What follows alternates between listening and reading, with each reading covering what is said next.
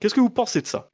Cette idée que j'écris un scénario de jeu de rôle ou je lis un scénario de jeu de rôle, quelque part je l'ai déjà joué dans ma tête. Pour le MJ, du coup, c'est moins intéressant quand même parce que quand on va le proposer à la table, eh ben, c'est déjà une redite. Alors, je pense par exemple à Pathfinder, tu as ta campagne, nos personnages à table prennent beaucoup d'espace, on a beaucoup de choses qu'on veut faire, on a des quêtes personnelles, on a tous chacun des quêtes personnelles.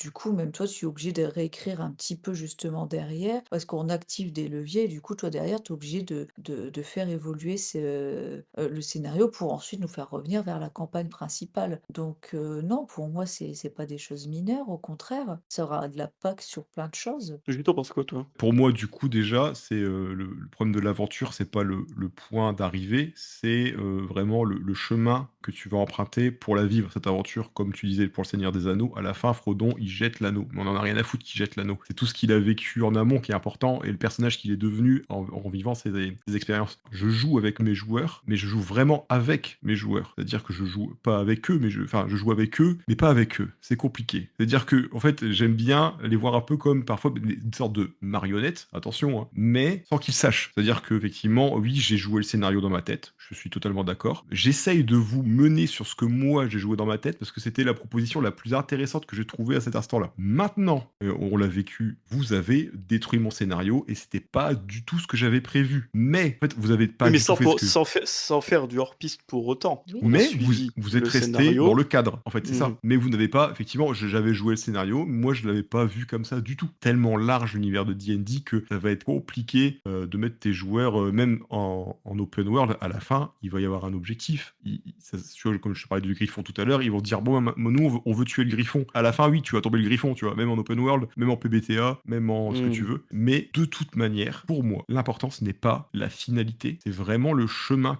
que tes joueurs ont parcouru. Je me fiche que oui, effectivement, à la fin, ils ont tué, mon dragon, mais mon dragon, il leur a permis il était vecteur de centaines d'aventures, il les a menés à ce point-là, mais en réalité, c'est le dragon, C'est juste le bas de ta colline. ouais, c'est ça, il est là pour, que vous puissiez vivre cette aventure. Sans lui, il y aurait pas eu tout ça, en fait.